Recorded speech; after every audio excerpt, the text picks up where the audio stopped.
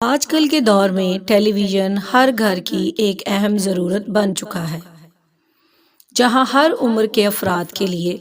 24 گھنٹے مختلف پروگرام دکھائے جاتے ہیں۔ 24 گھنٹے چلنے والی یہ نشریات جہاں دلچسپی اور معلومات کا باعث بنتی ہیں، وہاں ان کے درمیان چلائے جانے والے اشتہارات بھی خاص اہمیت کے حامل ہیں، جو کہ تمام ضروریات زندگی کی اشیاء پر مبنی ہوتی ہیں۔ ان کے ذریعے کمپنیاں ہمیں اپنی نئی اور جدید اشیاء کے بارے میں آگاہ کرتی ہیں، اور اشتہارات اب ایک صنعت کی صورت اختیار کرتے جا رہے ہیں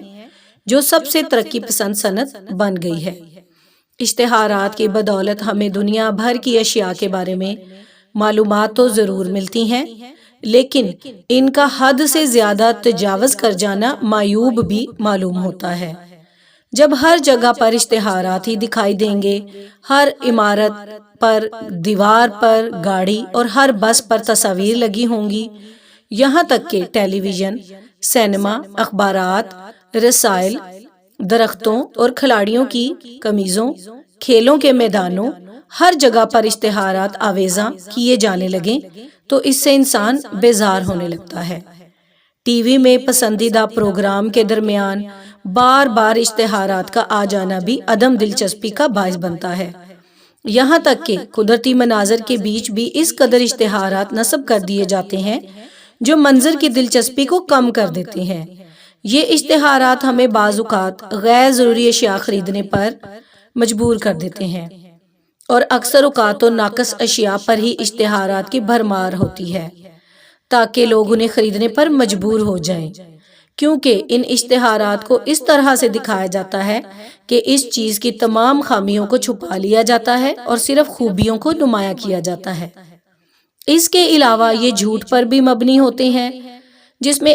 ایسے دعوے بھی کیے جاتے ہیں جو کہ اس پروڈکٹ میں موجود بھی نہیں ہوتے۔ بعض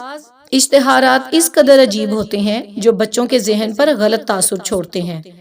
بچے کے ذہن پر سوار ہو جاتے ہیں اور والدین کو وہ چیز خریدنے کے لیے مجبور کرتے ہیں۔ قسم قسم کے کھانے اسکرین پر دکھائے جاتے ہیں،